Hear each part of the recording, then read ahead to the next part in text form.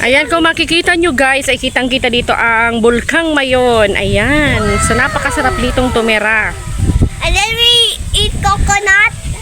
Yeah, we eat coconut. The coconut nut. Busog na busog tayo ngayon. At matipatong. Yeah, may kanta ba kayang gab? The coconut nut is a giant nut, but if you eat too much, you get very fat. Ay, the coconut nut.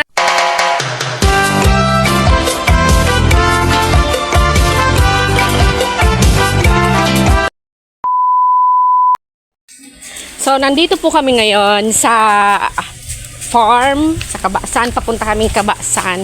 Kabasan ang tawag dito, guys. And, yan. Ang tagal namin hindi nakapunta dito. So, excited tayo.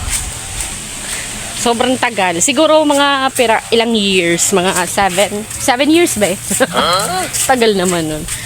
Basta ang tagal, guys. Lalo na ako. Pero ayan si Gab-Gab at si Daddy June.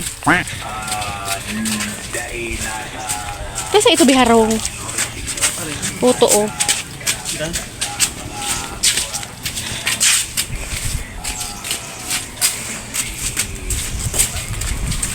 A few moments later. Yan, andito na po kami guys para kumuha ng buko. So nagpunta kami dito para maghanap ng buko.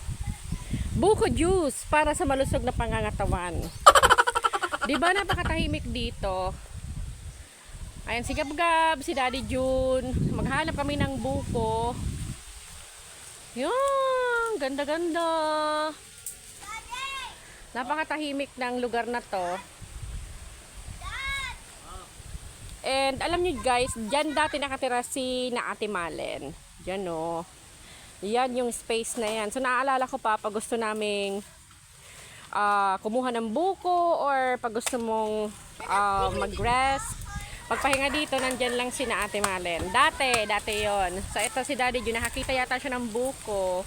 Ayan.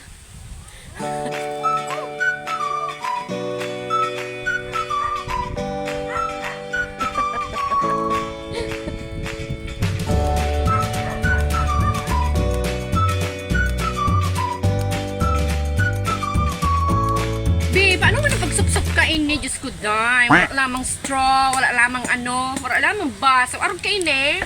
Huh? Kuya, may butong gibuang straw. Ay, nakasupsup ng ginaraw kisabaw kinyog. Martiyo na. Parang kain adi. Agtak na niyo. Oh my God, dapat lamang may straw.